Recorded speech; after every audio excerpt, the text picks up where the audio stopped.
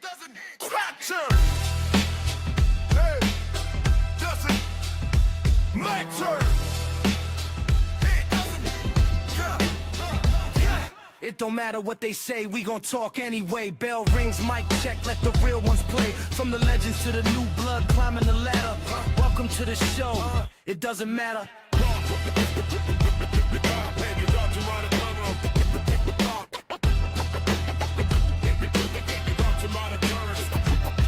Notorious Dome set the tone, main event status. BDC bring a fire, every take savage. Strap facts with the knowledge, history splatter. Poppy planting no wild cards, say it loud, it doesn't matter. No filter, no bias. This is the It Doesn't Matter podcast.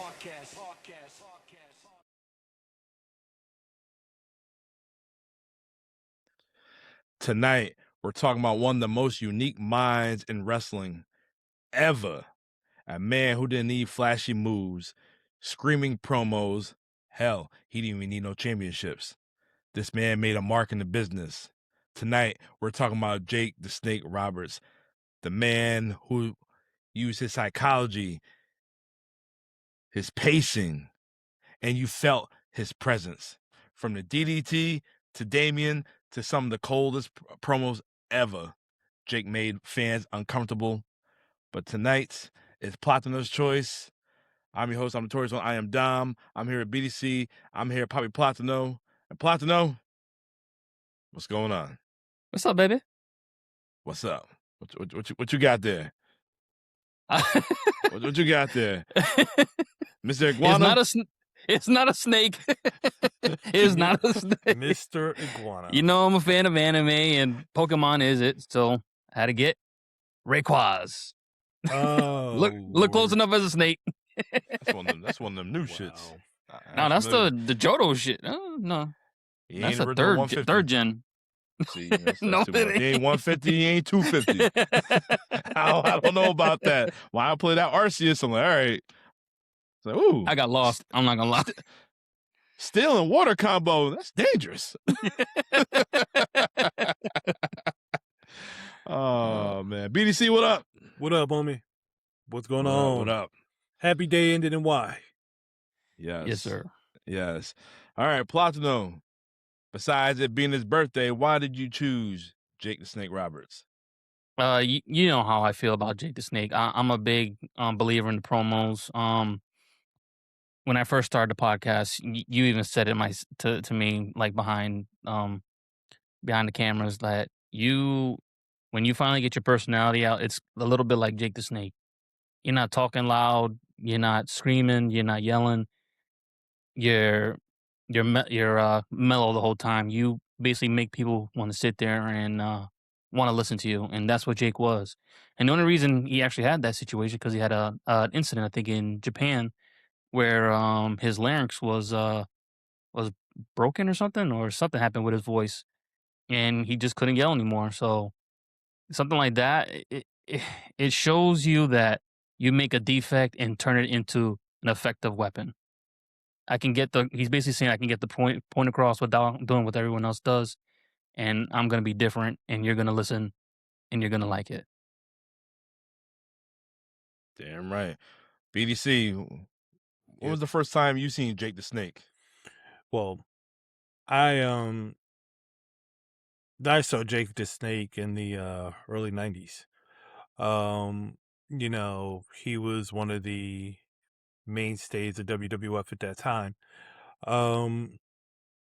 You know, he has a lot of memories in that time. He got into a program with my guy, the Undertaker. He was actually the guy that turned Undertaker face for the very first time.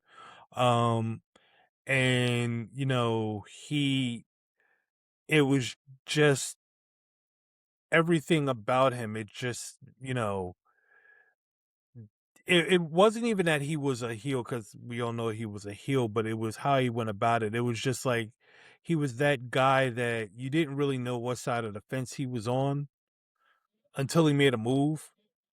And then once he made that move and you were sure that was the side of the fence he was on, then he made another move and was somewhere completely different. And you never really knew of him. But yeah, it was like his psychology was ahead of its time back then. It was nothing like him, and yeah. So like for me, as I said, it was the '90s, early '90s. The things that I remembered most about him was, like I said, was his feud with Taker. Like he was the guy that closed Taker's hand in the coffin, sealed it, and then Taker had to drag that coffin had to drag that coffin after him, because he was still indestructible at that time. So Mhm. he is, he was something different. He was something different. Do you guys think that Jake was more of a character than a wrestler? Um, Because I would. I everybody in the w- early '90s or '80s, early '90s, they all had a gimmick, and obviously the Snake, that was his thing. Originally, it wasn't the Snake. It was just Jake Roberts. The Snake Yeah, came into right. play when he came into Vince's territory because he wanted to give somebody a gimmick, and I guess Mhm. he just looked at Jake, and I think I think in Dark Side they said they explained how they got to that point. He didn't want to mess around with the Snake. Yeah, he was afraid of Mhm. snakes. Psst. Who you That trust a snake? Definitely can't. You definitely yeah. can't. You don't Shoot, know. I don't trust It this can be one all either. lovey dovey, and next thing you know, it just turn on you. Yep. Yeah, That's exactly. exactly what happened. Exactly. Oh man. Yeah. Um yeah, it's crazy to think that he embraced it so wholeheartedly that you couldn't really separate the gimmick from the man. No. Um and even when he had a face turn, and this is all before anybody's like, oh well, he was very, all before he went Christ on everybody. He went Christ, and he went on his redemption arc that gave birth to Stone Cold Steve Austin. um he was just Jake the Snake Roberts. Like he had a memorable feud with Rick Rude, where Rick Hmm. Rude was going after Jake's wife. And, to the point where he actually had his wife drawn on his tights.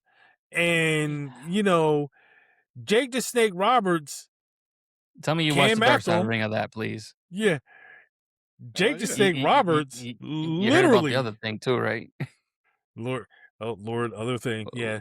We'll say it after Yeah. after the Yeah. Yeah. cameras are off. But, literally, you know, even when he was going after him and he was doing what a husband should be doing for his wife, he was still very Jake the Snake. It was like there was no break in who he was. He was still very much that character all the way through. Even in a moment where he was blacking out and he was really putting it out there for everybody to see the quote unquote vulnerable side of him, he was still very much Jake the Snake. So it was very hard, even no matter what time it was, to separate the gimmick from the man. And that was very hard to do back. It was very hard to do back in the day. Yeah. Um, it would be even harder now with the advent of social media and everybody's friends on social media, but still doing their thing in the ring. But it was hard to do back in the day. I think the closest thing to that is MJF. You really cannot tell if he's really playing the gimmick as is, or he's probably the nicest Y- guy in the world. And I Yeah, don't want to know. Everyone says like, yeah. "Oh, he knows how to toe the line," and then right when you think he's gonna break, he stays MJF. It's like, is he Only, really? Is he really breaking a character, or this is really who he is? It's only, only thing I know about MJF now is that he looks like Wolverine, and I don't like it. well, he Hey, gonna look like a different Wolverine. after this episode, he might be bald. Who knows? No, he's not going to be bold. He'll get his title Shoo. back. All right. Well, you just mentioned MJF. You know, MJF is a great talker. We know that, and he can back it up in the ring. Yep. Jake was that guy too. Yep. Let's talk about his promos. Like, what made the promos feel so real? Like he was didn't have to yell. all monotone, and you will listen. Well, You will engage. well, so there is a psychology. There is a psychology, and I'm not about to go into specifics as far as, oh, well, I know this, that, and the other, but there's a psychology. The most dangerous men are the quiet ones, right? You can look at the history of some of the craziest people on the planet, some actual killers and things like that. Look at Charles Manson. These folks never yelled. These folks No. just talked and would have you literally hiding behind a door when you hear them talk. We've talked about Bray Wyatt on the show. We've talked about, even more recently, Waylon Mercy. And we talked about the psychology behind the character that made them quite uncomfortable to listen to them talk. Well, guess what? Jake was there before both of them. And Jake was making people feel uncomfortable for a really long time. His promos were very much unsettling. The way he delivered was just, it was just like, I guess the best way to say it is, there's I don't give a fuck, and there's I really don't give a fuck, and Jake was that I really don't give a fuck kind of promo promo cutter. Like, he literally would just say what was on his mind. He didn't care if it offended. He didn't care if it made people uncomfortable. He didn't care if it made you want to call the cops. He was going to say what he was going to say, and that was the end of it. I wish I could Yeah. see like some bloopers, blunders, whatever. Like, all right, like I want to see how if he ever messed up, because everything he did, it was Man, just so damn Yeah. smooth, man. if He there was ever reminds a me blooper of out there, he reminds me of what Joe Pesci could have been if he wasn't so loud and so not how do you say, not loud, but so animated. Basically, when Pesci would get mad, you look at him and you're like, oh, he's serious. Like, you're really, as a made man, with that the mafia stuff is like, they come to you, they joke around and all that, but then they just like that whole scene in the Bronx, in not Bronx Tale, freaking Goodfellas. Am I amusing you? Am I here to make you laugh? No, you said it. You tell me. What's so funny? And it's like everyone gets uncomfortable. It's like, oh,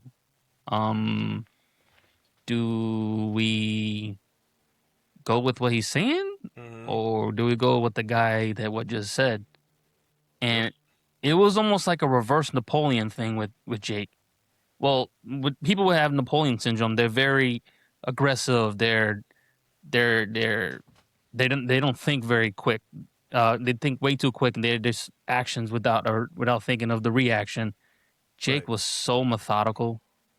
He was a chess Calculated. player. calculated. Yes. If you moved your pawn, he said, all right, I got my bishop right here to cover my corner. I got my knight to get the 3 steps he needs. And I got my castle that can slide up and down like nothing. But of course, my queen can go anywhere she needs. And that's Damien. So, a little chess for you guys. A little chess for the people that don't understand. That's how calculated he was. Very intelligent person. Every move made sense. And if you didn't see it coming, checkmate. Yeah, and that was the trick. A lot of snake. people didn't see it coming. Nope. That's the He snake was right that there. There you good. go. You And didn't know. like, I think there is a promo that sticks in my head when we talked about how you never really knew where Jake's head was at.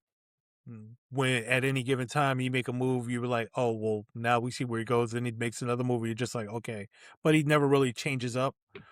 Yeah. There was a promo, and if you remember it, you remember it. So there was a promo. This was post Eddie's death, right? And this was Batista at the time, still had hair, jacked to the gills. He was teaming with Rey Mysterio. Well, they lost the match, and Batista's looking at Rey Mysterio, and he's talking to him, and then he's just like, "I'm gonna rip your head off." and no one knew what the hell he was. Was he kidding? Was he really gonna do something? Was he just joking? Like, no one really knew. No one had a clue where this was going until he literally beat the shit out of Ray. But it was that moment in time because he was just talking to him and everything was just flowing normally and everything was just flowing fine. And then it was like he said it, and then his face changed, his eyes blew up, and he was just looking at him like he was staring through him. And at that point, it was like, oh shit, this is about to be a problem. Oh shit. Jake. That was Jake. That was Jake. That was Jake. Platano, do you have a favorite promo from Jake? I have one. It was one of the very last promos I've seen, and it was in AEW, and he was talking to Cody. He was rambling around, going around. I just remember the ending where it's something anyone can say, even in their workplace. There's two things they tell you not to. There's two people they tell you not to turn your back on. It's someone you fear and someone you love. And frankly, Cody,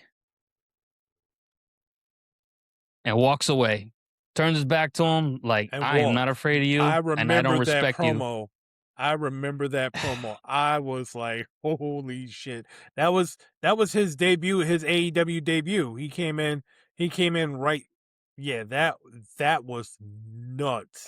Everyone talks about the Arn Anderson promo. I'm sorry, but Jake's promo right there. Jake, yeah. That is a promo. Yeah. Oof.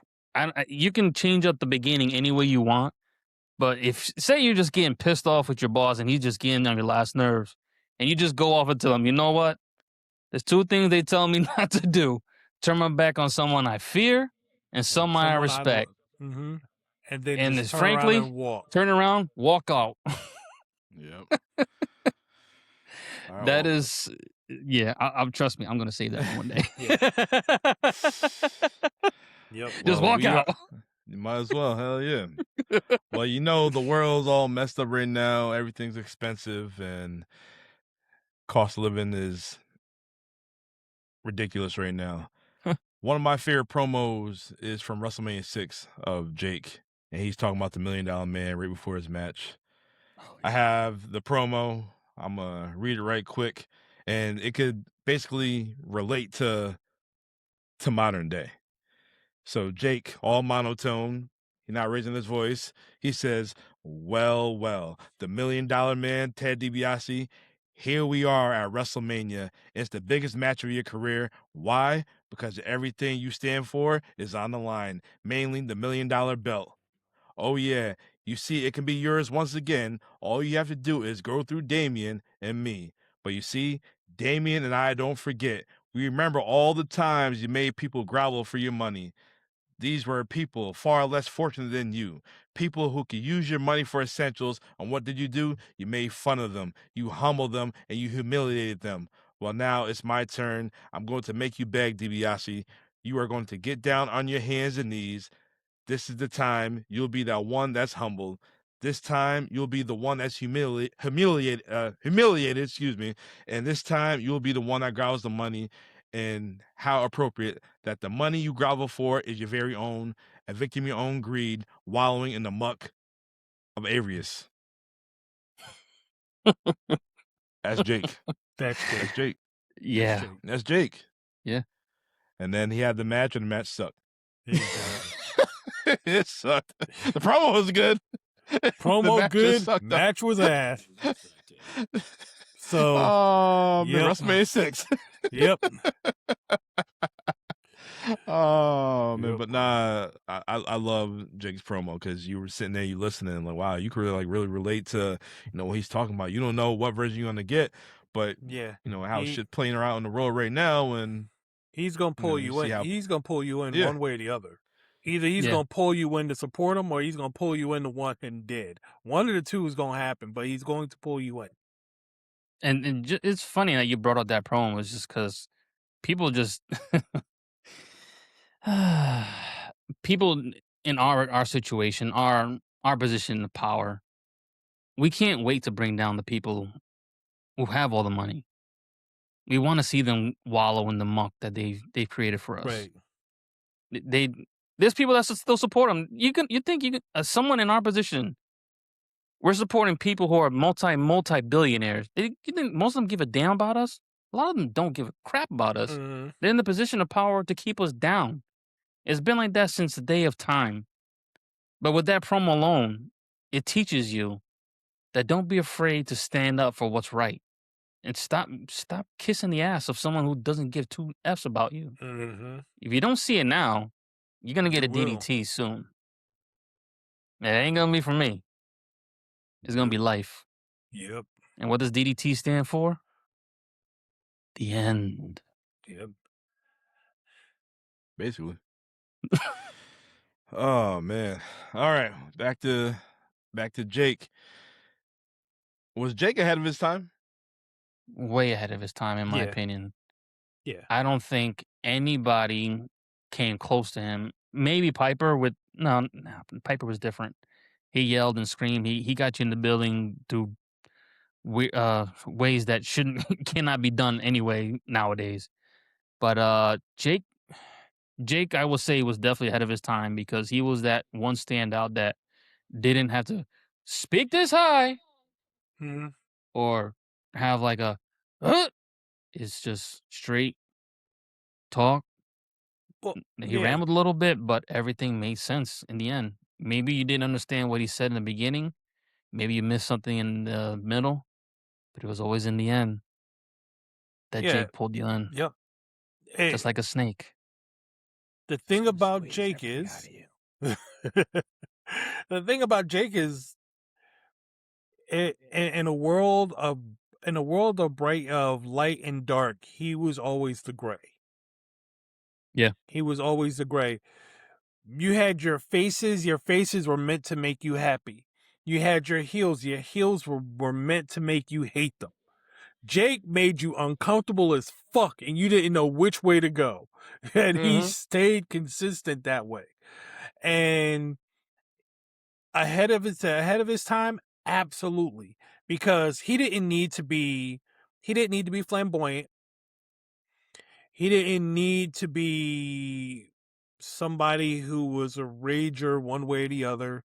He didn't need to be anything but himself and talk and make people feel absolutely uncomfortable about their situation.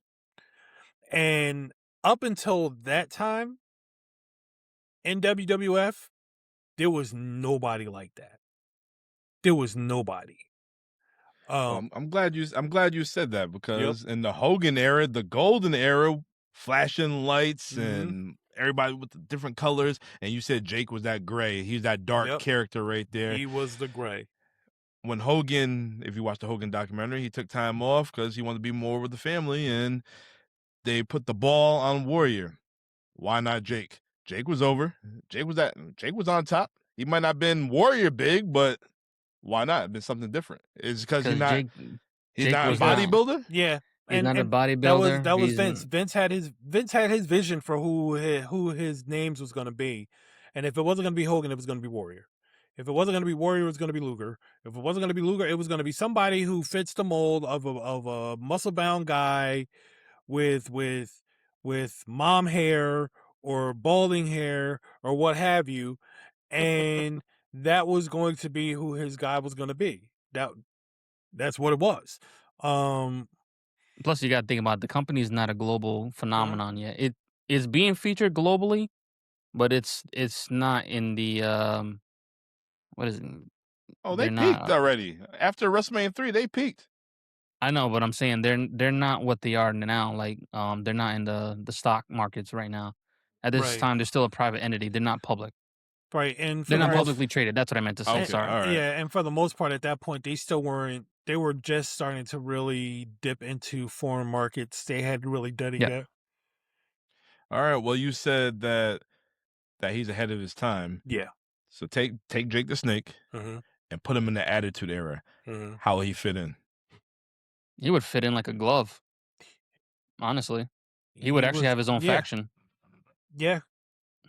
And it Because wouldn't be people you would actually know. It would be somebody he developed and you wouldn't even realize it. here, I'll give you a perfect example of somebody that would be able to rock with Jake the Snake Roberts in the Attitude Era. You gonna say the Ministry? Huh? The Ministry? No. He and the thing of it is he could flow with that. He would be able to flow with Brian Pillman as Loose Cannon. He'd be able to control him. No Heart Foundation, Brian Pillman. He would just be a disciple of Jake the Snake Roberts as Loose Cannon. Jake could be in Brian's ear. Yeah. Yep. He could be like the good Yep. and the bad, like the Yep. devil. Yeah. Wow. Yeah, I can see that. Mm-hmm. Yep. I was could've actually been going that guy. there too. That's he could have funny. been that guy. Yep. I was being a thinking sissy. that. Go get him. Go get him. Yep. Yeah. Jake would fit perfectly with that because if it wasn't for that accent right there too, he could have been in his ear like, "Hey, see Austin? He took the King of the Ring away from me. Get him, Pillman. Get him. He broke up the Hollywood Blondes. Well, they can't really say the Hollywood Blondes, but he was your best friend in the other one, Yeah. and he forgot about you. He left you." And just keep going. Yeah, they wouldn't have done that, but yeah, I could definitely see that. Yeah, he definitely could have taken Unstable and made him unhinged, and it would have been Why didn't WWE capitalize with Jake when he went there in 1992? I remember spin the wheel, make the deal. I remember that commercial all the time. Spin the wheel, make the deal. Sting and Jake Roberts. Who's booking? At In that 92. time, was that the Cowboy? Oh, that's why. Oh, Him and the jeez. Cowboy did not get along. And that was WCW's mistake because as much as Business is everyone says business. AEW, all the good old boys, they all take care of their friends. A lot of times I see them like give up their spots to put other people over. And we'll get into Listen, some other stuff about that. yeah, I can't say any like I dogged AEW in various spots for years. There's times where I'm just like absolutely abhorrent of AEW, but they literally took the Young Bucks. They took the Young Bucks, which I mean, we all know how I feel about them for the most part, but I still respect them. But they took the Young Bucks. They literally took them, took their promo or took their intro, and for like months, they were clowning them every week when they came out. They had no music. They had like some of the hokiest intros and pyros in the history of mankind, and that shit was hilarious. The Buck was this. Yeah. Just Like- one. Like they was literally calling them by random names. They wasn't even calling them by Yep. their names. That shit was Nope. hilarious. Yep. And They couldn't even go by Matt and Nick Jackson. No, they couldn't even go by Matt and Nick anymore. That Max was- Buck, Jeremy Buck. Yeah. Oh. Yeah, it was funny as hell. But yeah, again, that's you. That was one thing I was like, you know what, AEW got that because that shit's funny. That shit's funny because WWF would have never done that to Hulk Hogan. No. They would have never done that to Hulk Hogan. Hey, WCW would have never done that to Hulk Hogan. Hulk Hogan would have left the company if they did that to him, Yeah. even though it would have made him a bigger star. Yeah, But, mean, you know, they did that Bret to Hart, Booker. he- Look, they did it to Booker T. They did it to Booker T. And he overcame in and see what happened. They did it to Baron Corbin. Baron That Corbin shit should still be in the company, in my That opinion. shit He was might be back. He might be that back. shit was outwardly If he's hilarious. If he's in a good role, then cool. If he Yeah, goes I back heard. to Yeah, just- I actually started to hear those rumors too that he might be headed back on a multi-year. And you know what? If he does, more power to him. I'd be happy to see him back because he should have I never heard left. I heard that if he comes back, he's gonna be working with Danhausen. Shit. That's why I heard. Oh, boy. But who knows? You know, I kind of want to see it, and I kind of don't. But yeah. It's just because I see a superstar with Baron. I see upper mid card, damn near main event. That's me, though. He should. I mean, should he be heavyweight champion? Maybe, maybe not. But I mean, that dude should be littered with IC titles, US heavyweight titles. He should be littered with those. He should That lone wolf gimmick was yeah. over. Lone Yeah. Wolf itself was amazing. And then when he became broke and rich, that was a good character too. Yeah. Yeah, I mean they kept feeding him shit. He kept making it shine, and I don't know how he did it, but he did that a lot. What He would did that Jake a do lot. with a guy under like that under his wing? That's what I'm wondering too. Probably. He'd be Lance Archer. No, the thing is with Lance Archer, I think even before Lance, he gives up way too much. Yeah, I don't think he plays the big man enough, in my opinion. I feel like he should be more yeah. selfish. Lance Archer. It'll work a little bit more. Yeah, Lance Archer, his all you have to look at is his name. He's called the Murder Hawk. Lance Archer is a pretty big guy, right? He's a big guy. He is. Strong guy. Mm-hmm. His name should not have to be what gets him over. No. What he does in the ring and what he does as a promo should be enough to get him over. Mm-hmm. Walking around with the name Murder Hawk, oh yeah, it's like, oh, he must be a badass. But then it's like you see him wrestling, it's like, okay, he's okay. Like, you gonna name yourself the Murder Hawk? I need to see you clothesline somebody and make them land on their head a few times. I need you to build a reputation on that. Make me feel uncomfortable when I see you in a smaller guy. Right. Even like, and I'll use this as an example. Bobby Lashley, when Bobby Lashley was before he became the Almighty, right? Mm-hmm. He was doing things in the ring. He plowed people over and stuff like that. And then he got this new aggressive edge where it was like he didn't even though he was still relatively safe in the ring, he made the moves look like he didn't really give a shit. And he was just throwing people around and launching people left and right. And then all of a sudden he became the Almighty. And it was like, well, shit.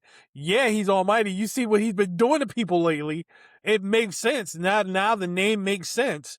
That's something like a Lance Archer is like, you didn't need the name. You needed to build the reputation to gain the name. Like Mark Henry did the same thing.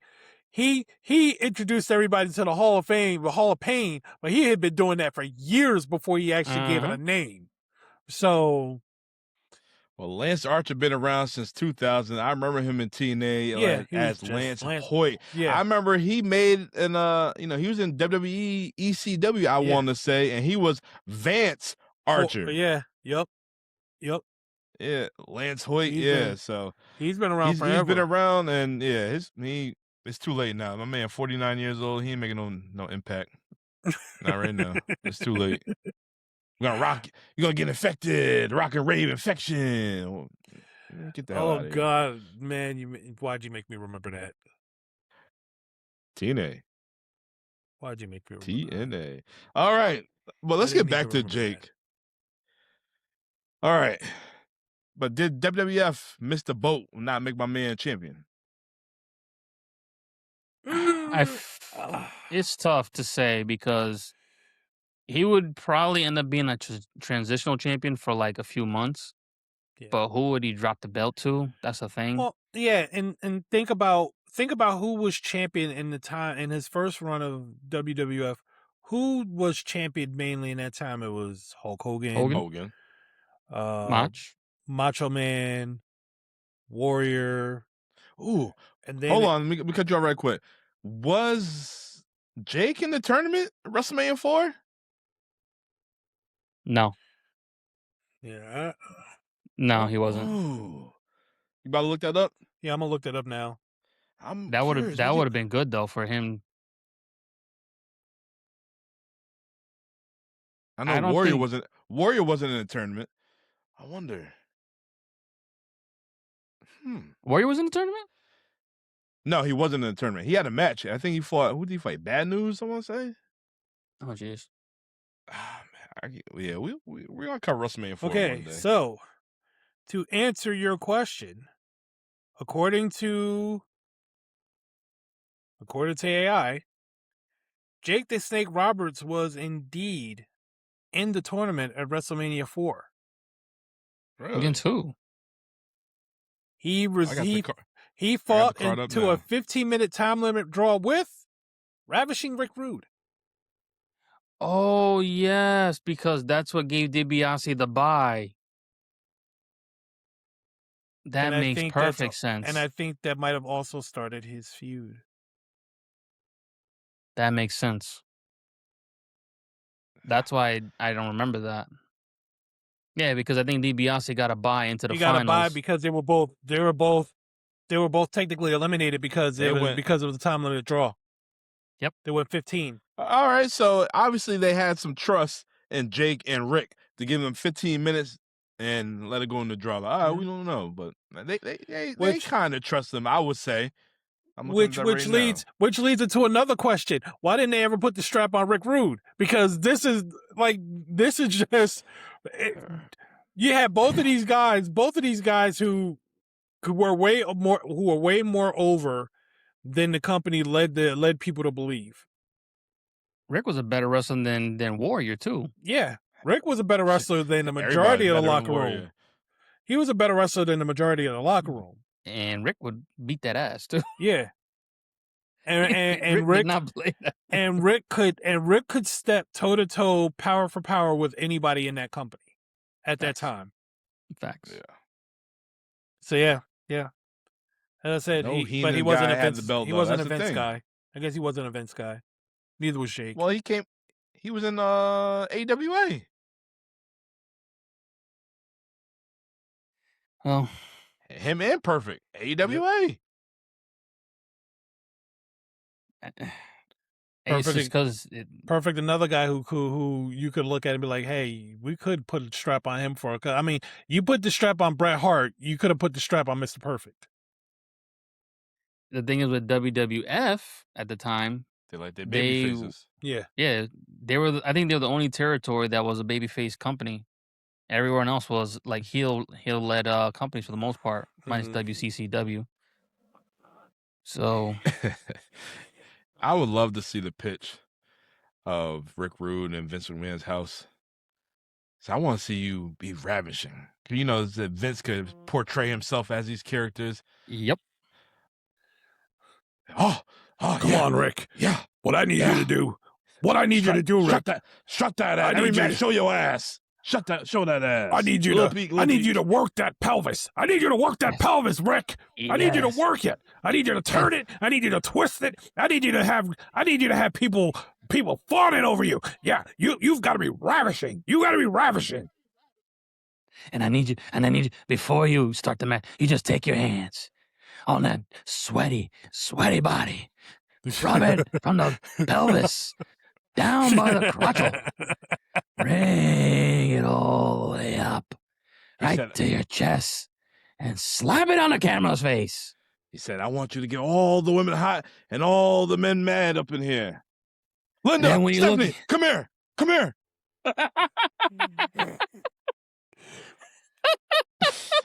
Next thing you know, tell me, what do you think would be the best way to get him to get over with the ladies? He's going to do a few things in front of you, and you tell me what you think. Do you remember the Kiss My Ass Club when Vince was like, my ass knows tricks? Then he started clenching his cheeks. There you go. That's where Rick got it from. Just like that. Oh, God. Lord. Oh, brother. Woo. Oh, man. All right. Now you got me curious, though. If the storyline wasn't involving DiBiase, what if they had gone with Jake versus Macho Man and started that feud a little bit earlier? It would have worked.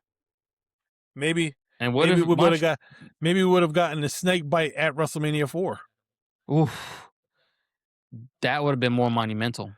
It would have. Oof. Yeah, it would have been like Macho Man beats him. Mm-hmm. And he's not happy about it after the match. Maybe it's questionable how he wins the match or what have you, or maybe something happens and he just Everyone goes thinks after it's Damien, but it's he just not goes Damien after this him. time. Yeah, he just goes after him after the match, ties him up in the ropes. Muncha. Wow. Yeah, and the fact that it's it wasn't Damien that bit him. Yeah. It was a Cobra. Yeah. That just made it more like, ooh, Like he oh went. boy. Like he went. Yeah. Yeah. And I know Jake talks about that with Mach during the Dark Side of the Ring about that event where he's like, And Mach was I'm not gonna lie, Mach was not a fan of it initially. I Mach would was do the not a same thing fan. though. I'm was like, sorry, like "Listen, that's snake poisonous. Listen, I don't know if I want to allow you to let him bite my arm there. I think we should do. I don't think that's something I want to do. I want to see him bite you first. I think maybe I next wanna year see him- WrestleMania season. No I antidote. Don't Right. move. You just sit there and wait. Like I need to see fangs in the arm, and I need to see you bleed, and I need to see you be okay before I agree to this. And I'm sorry, I'm with Mach on this one. Shit, me too. What? I need look. I need to watch you for about a good half hour before, because it should take time. And he did. You sit there and be like, "Oh, you're good to go now." And as soon as I walk out to the ring to let it happen, you keel over and die because your blood is now gel. No, I'm good, Yep. thanks. Nope. I'm good. I think we should maybe next year WrestleMania season. Just an idea. We should go check out Jake's WrestleMania. I'm looking at his card right now and he got some Hall of Famers he won against. Oh, he's got WrestleMania one of 2, my he favorites. WrestleMania 2 he fought George Wells. I'm not familiar who George Wells is. WrestleMania 3, the Honky Tonk Man with Alice Cooper. Okay. Yeah, I seen him. Didn't he go numerous against times. Rick D'Amato Motel because he That's one got of my favorite sprayed ones. with elegance? The blindfold match, yeah.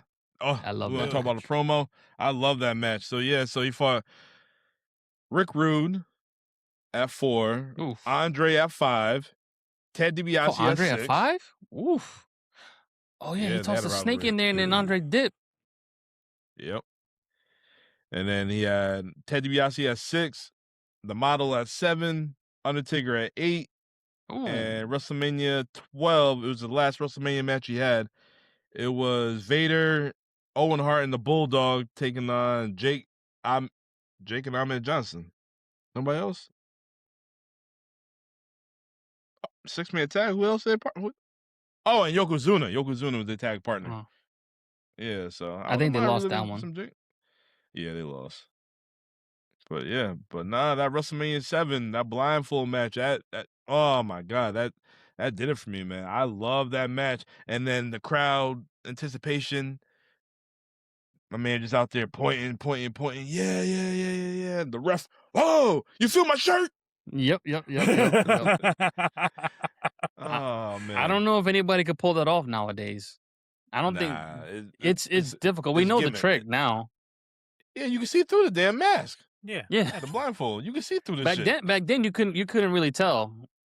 Like, Yeah, maybe back then. if you wasn't paying attention, but man, yeah, we know how I missed it. It was fun. It was fun. It might be a cheesy match, but I enjoy it. That's my childhood. Plus I told you, WrestleMania 7 is one of my favorite WrestleManias. I think that match holds up more than you think, bro. Like you do see a lot of these blindfold matches, but it's usually just one person, and then they're being taken advantage of. They get a quick hold spot, and then boom, slip on a banana peel. They lose. With both these guys, oh man, yeah. And I love the way they started it. They got the feud going with the spray of elegance of spray. Yeah. Just. And then Jake had that contact, that white contact. I was like, oh, his eye looking crazy right now. Yeah, that was dope. Ahead of his time, brother. Again, ahead of his time. Because people weren't doing that back in the day.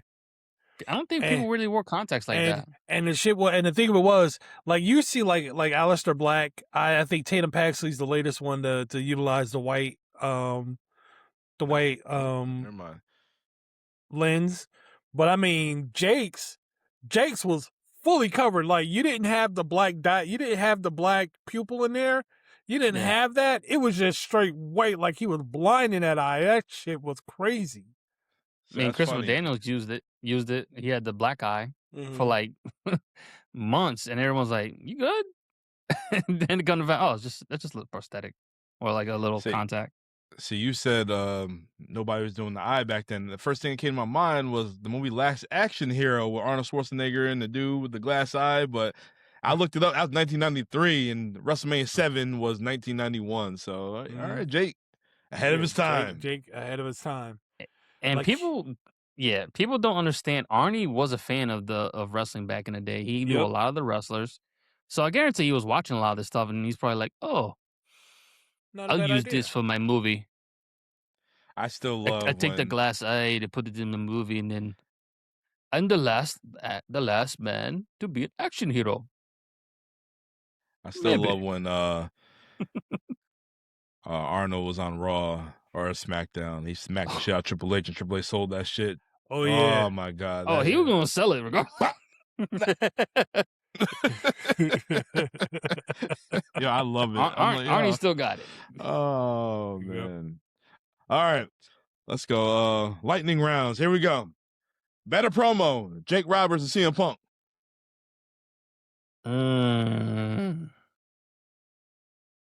Depends on when. Give me Jake. What do you mean depends on when? I would go Jake. I would say it's a lot closer with CM Punk before he came back versus CM Punk who's back. The CM Punk back, the CM Punk that's back he's not on that same level promo wise. I mean, he can still get it done, but he's not on the same level as he was before he left. It's good to be alive on a Monday night. And that is why.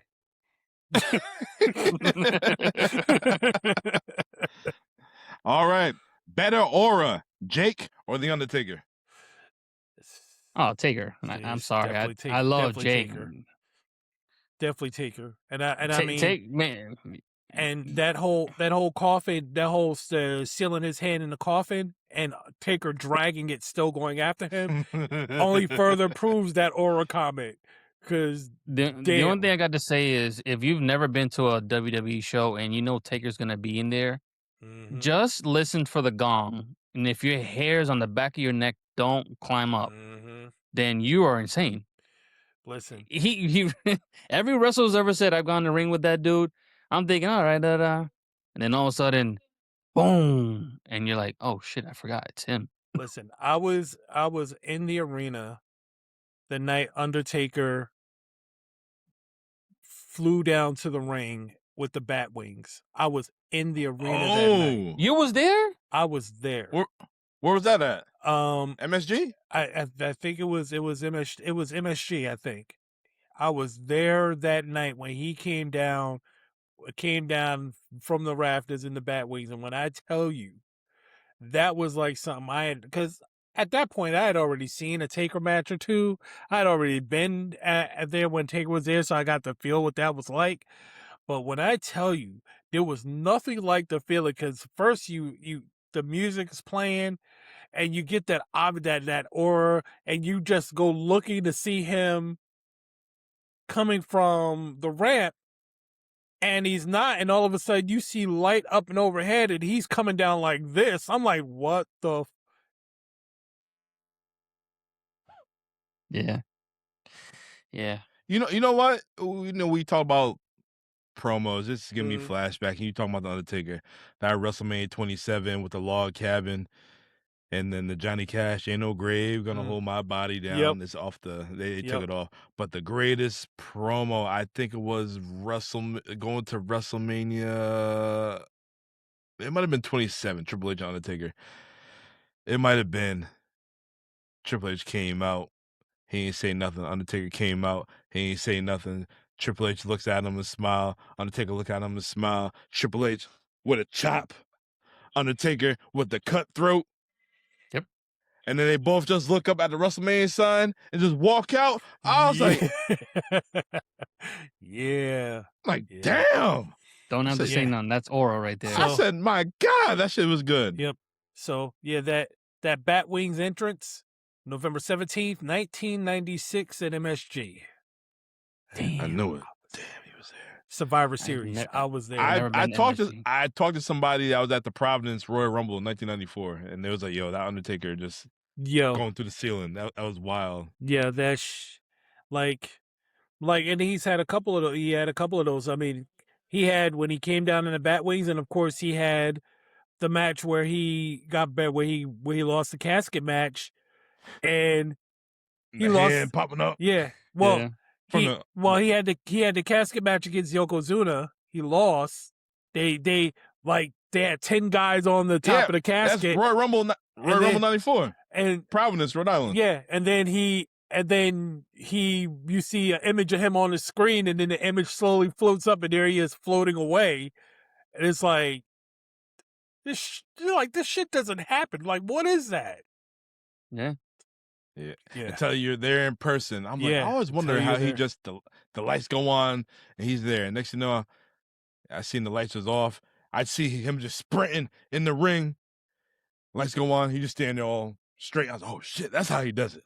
Yeah. Sprinting down to the ring He's with the fast. lights off. He's Hell a fast, yeah. tall dude. Well, I mean, Oh my God. WrestleMania 40.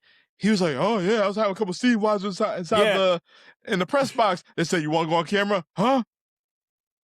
He's all right. So I ran all the way from downstairs, up top, all the way downstairs. yeah, I was about to say, you was at 40. How'd it work? How'd it happen? You was there at 40. He choked the shit out the Rock. he wasn't even blown up. Didn't look like he was blown up either. I was like, oh my God, Undertaker's good. That was the thing. It was I was like, okay, man. maybe he was up under the ring, but that dude ran all the way down. Shit. Yo. And I know people will be like, it would have been better if you heard the glass crack. And to that degree, I kind of agree. If Stone Cold had come out in that point, it would have been epic. But and nobody would have cared about the end. no, no one would have cared about the end, right? Yo, me and Platano went to the Raw reunion, the 15th anniversary, Bridgeport, Connecticut. That was one of the best finishes of all time, and I marked out. Boy, I marked out. Rock wasn't there, but when I heard Real American, I was on the chair. Like, I was on the chair. And then everybody's hitting the finish maneuver. Then you hear the glass shatter. Like, oh my God, I got to find this episode. Like, yo, Stone Cold, my God. Yeah, his glass shattering is different. Yeah. It is different. When you hear Hogan's like a pop and then you hear Stone Cold's, two different pops, man. Way different pops. Oh yeah. Shit. You want to talk about another pop? Oh my God. You want to talk about an emotional day? An emotional day for me, it was the day that Kobe Bryant died. Royal Rumble, everybody's come to my house. I did not want to watch that shit. Like, I had no interest. My man Kobe Bryant just died. I'm like, I don't care. Like, I'm about to say, nah, everybody just stay home. Mm-hmm. Everybody we about weren't Kobe. gonna, like, we weren't even gonna link up. Pause. Yeah, I was like, nah. They're like, no, let's get together. Let's get together. You want to talk about my emotions? Went from an all-time low to all-time high until number 21 came out. You think you know me? I'm like, you gotta be kidding me. Yeah. That shit had me. The rumors were going, saying that I'm like, he ain't coming back. He posted pictures of his abs. Like, whatever. Everybody works out. I'm like, yo, you think you know me? It was like, you remember Screamed like a little bitch, I did. Nah, I couldn't. The kids are young. That's how I was. I was like I had to like run outside right quick just let it out. and then when they went to daycare the next day, I came home for lunchtime, watched that shit. I just had to just like let that shit out. Like that shit just hit me like, oh my God. Like that pop was special. That pop was special. Man. Seeing him back, that was special. That was special. Yeah, man. It's like seeing Jake in AEW, that was special. I think he hit a few DDTs. He might have. Before COVID or after COVID? Yeah, something like that. It was after COVID, yeah. Man, yeah. Yeah. Oh, man. I still remember he threw he threw a snake on Dean Ambrose's face, and it actually took a dump on him. That was the Raw reunion. The Raw reunion. Yep. That's still Man. classic. And Ambrose is just sitting there laughing because he realized he got shitted on. Well, the snake shitting on him? Yeah. Yeah. I never knew that. Yeah, I gotta if check you- that out. The Yeah. yellow snake. Yeah, the yellow snake. If you ever look, there's like white pieces all over Ambrose's face. He's like, shit on him. And all he do is laugh. Oh, man. All right. Rapid fire again. Here we go. All right. Better psychology, Jake, Brett, or Flair? Jake. What kind of psychology you looking for? Ring. In ring. Oh, Or ring in general. Oh, Brett. Okay. Yeah. All right. Yeah. BDC, did Jake influence Bray Wyatt with a modern dark character? Jake influenced everyone with the modern dark character because he showed them that you could do it without having to be one extreme or another. He showed you that he could do it, that you could do it just by keeping things low tone and emphasizing the importance of what you say and how you say it versus how you're acting at the time. Especially with that Mr. Evil Rogers neighborhood thing. I was like, ooh, I like this. Yeah, I think All right. I think everybody that has portrayed a semblance of a role where you are like the quote unquote guy that people are just generally uncomfortable around, Jake influenced that. Because Waylon Mercy made you uncomfortable, Bray made you uncomfortable. Joe Gacy. Joe Gacy made you Joe Gacy's another one. AEW pick him up. I was saying, pick him up and get uncomfortable real quick. Like Schism, Joe Gacy. Oh my fucking god! That dude was maniacal, man. Yeah, he was. That's Jake right there, new age. Yep. All right. So in the match, who you got, Jake or Bray Wyatt? Ooh. I'll go Bray. Bray's more athletic than Jake. Now that's original Bray Wyatt, or is this? It don't matter what version of Bray Wyatt. I got all Bray Wyatt, not Husky Harris. I said Bray Wyatt over Jake. Yeah, I think the promo would be amazing. All right, so I'm gonna put it like this: Jake versus Wyatt family Bray. I think it's going to end up being Jake. Only reason being is because Bray had in that version of him, he showed an ability to be broken as far as his psychology. He was broken by Taker, if you remember. When he did his crawl up, and he was trying to walk, and Undertaker stood up and he just flopped. Yep. So so like he showed, like, if we go by that logic alone, the Bray Wyatt, the Funhouse Bray Wyatt, that's gonna still be Funhouse Bray Wyatt. Ooh, that would have been interesting. That would have been very interesting. That's what I'm looking. It would have been very interesting, and I would not. I do not. That's not a question. I do not. But I feel like if it was the early iteration of the Wyatts, Jake would have figured out a way to make those to make Luke and Harper turn on Bray. Yeah, and he'd have his disciples. Funhouse is different because Funhouse was just vestiges of Bray's mind. And I think Jake would have lost there. I think Bray would have taken that. As far as that would have been, that would have been the character to finally break Jake, and we'd see the human side of Jake for one time, and you'd be fascinated because you're like, holy crap, this guy. Yeah, you'd be fascinated by both characters because you'd be like, holy crap, Jake is finally human, and it was Bray to do it. I think that would be the version of Bray. That would be the version of Bray that would beat Jake. I don't think. I mean, the Fiend is kind of like the Fiend would kind of be like Taker, but not really. But I think Jake would still find a way. And then the last version of Bray, that the six were created from. I don't see that version beating Jake either. So I think the Funhouse version would be the version that would take him down. Yeah, I think All that right. would be the version, but original Wyatt's, no. Yeah, I think Jake original. would be able to manipulate Yeah, them all and figure out how to beat them. and All Fiend right. What version, he will about be manipulated too. Jake and Mm, Raven? Hmm? Jake and Raven. I'm taking Jake on that one. Yeah, I know Raven was yeah, like we say in Spanish, masoquita. He loves pain, and Jake was not about that. He was willing to give you all that pain that you yeah. want. Jake, yeah, you want it, he got it. Hmm. You want it, he got it. I'm gonna say this now. I think he could probably get over more if he go to AEW, TNA, no matter where he goes. But it looks like he's gonna be AEW.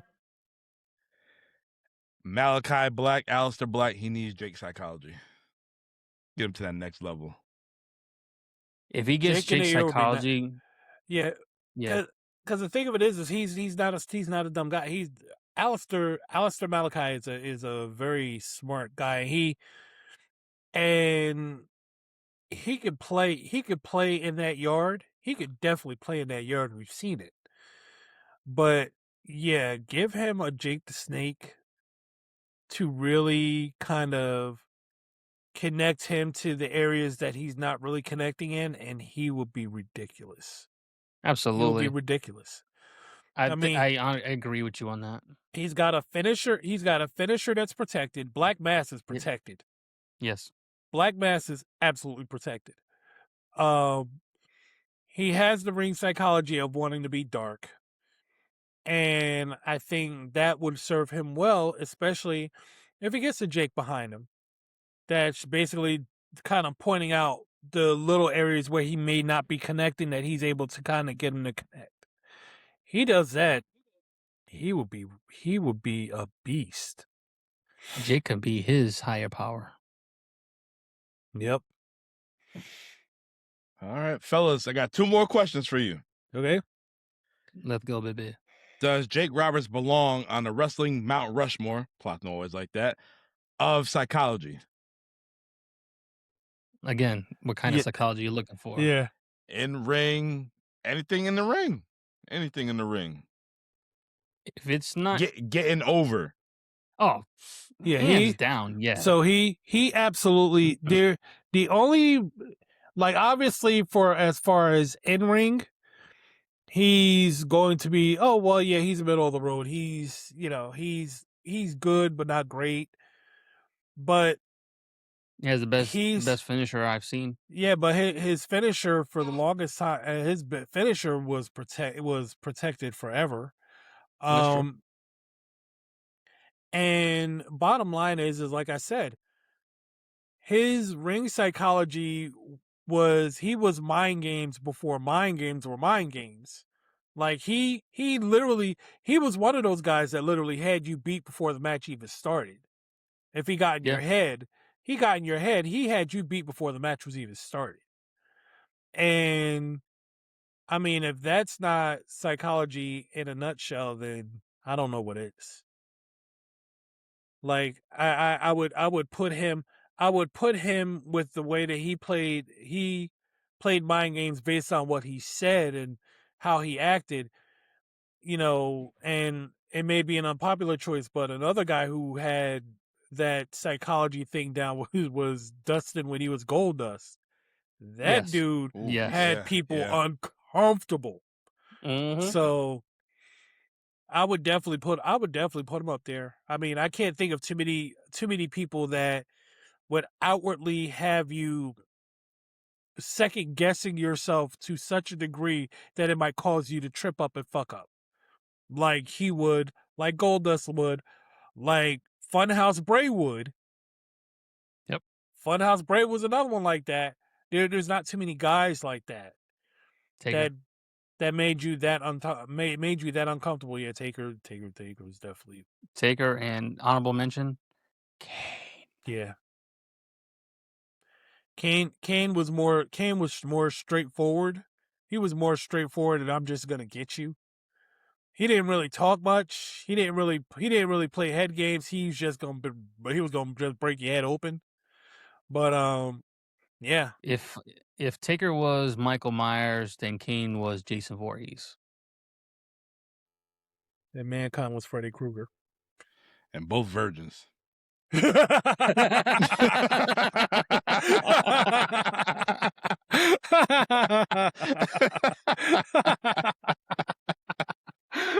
Oh, them horny bastards! They are some horny bastards. That's what they are. Oh, man. No, you can't. Oh, I wish that was the last question because you can't. Ladies and gentlemen, that came out of nowhere. God. Well, the last question I have for you guys: Mhm. Does Jake the Snake Roberts matter? Absolutely. Yes, 100%. He matters so much. no I had to doubt. buy a snake, even though it's not a snake. They ain't Arbok. No doubt. They ain't Ekans. They ain't Onyx. Look, it's look. Rayquaza. Even Look if close I enough. even if I wasn't totally biased in this category,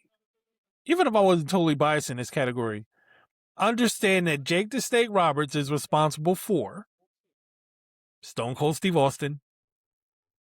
He is responsible for some of the better feuds of the 90s. He's responsible for elevating Taker. Yeah, so we got to thank Triple H for that too, because Yeah. if Triple H doesn't go out there and break kayfabe, we don't get that promo from Austin because he's not in the tournament at the end, and Jake's probably not going against him either. Maybe he is, but we don't get it. But I mean, Jake We don't get that.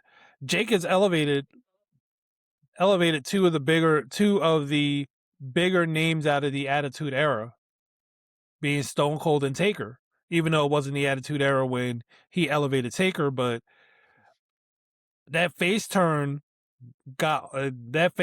was what he needed to jump to the next level, and boy did he. You know, Jake's responsible for that. Yeah. You remember when Jake came back in '96? He was like the born again Jake the Snake, and he's done drinking and whatnot. Fast forward, wearing snake skin to the ring. Yeah, he's like he's not gonna have a drink. Jerry the King Lawler like taunting him with Jack Daniels and all stuff like that. Fast forward to WrestleMania 28, Chris Jericho, CM Punk. What was Jericho doing to CM Punk? Trying to throw Jack Daniels down his mouth and all that stuff. Straight edge. Yep. Because CM Punk was straight edge. Yep. Same shit. More influence. Hell, look. Hell. Yeah, CM Punk was doing that to Jeff Hardy. CM Punk, Jeff Hardy. I was about to say CM Punk, Jeff Hardy. He did the exact same thing. Yeah. So, yeah. So who's going to do that to the Usos next? It ain't gonna be a New Day. They gone. It's gonna be Fatu. Jacob Fatu's gonna get him. It's gonna be LA Knight with the Oofalafa. I saw that. I think I sent it to you. The Oofalafa. That man. And then I think LA Knight knew he messed up by saying that, and then he kind of like cracked it. He was like, "I got you." Yeah.